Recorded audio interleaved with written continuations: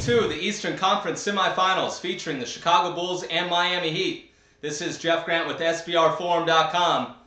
Opening tip scheduled for 7 o'clock Eastern Time on TNT from American Airlines Arena. The Heat anywhere between 12 and 12.5 point favorites, while the total sits at 187. Go to SBRodds.com to monitor any future odds movement. Of course, the Bulls picked up a shocking 93-86 victory in Game 1 as 12.5 point road underdogs on Monday, going under the betting total of 188. The offensive star was point guard Nate Robinson, scored a game-high 27 points.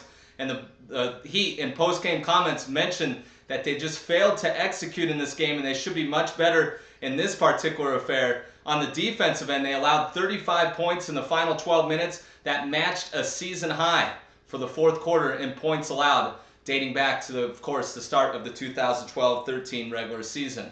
The Bulls are expected to be without forward Luol Deng and guard Kirk Hinrich for a second consecutive game in this series. Expected to return in Game 3 when the series shifts to the Windy City and the United Center.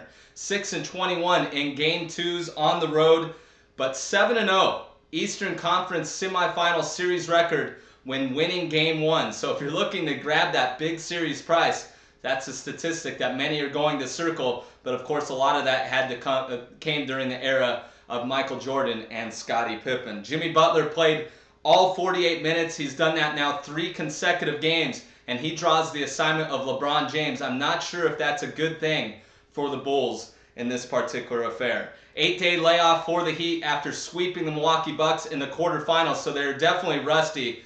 But they also took the lead in the third quarter and looked like they were going to go away from the Bulls, but the Bulls made some shots, and that's when they were sharper. I think that was the big determining factor in the opening game in this series. The Big Three, 18 of 43 combined from the field, and they are averaging, even though it's a small sample size of 5 games, they are averaging 97.2 points in the NBA playoffs after scoring 102.9 during the regular season. Of course, they haven't really played a significant game in quite some time. They clinched home court advantage on April 10th, and after their long winning streak during the regular season, once that was over, basically they shut it down during the regular season. So I expect a much better performance in Game 2. Miami also 2-0 against the spread after opening a playoff series with a loss during the Big Three era, covering those games by an average of 11 points. James combined 61 points, 18 rebounds, and 10 assists. More than the game, I like any prop playing LeBron James points, rebounds, and assists in this game. I think he's going to carry the load and get it done here in Game 2.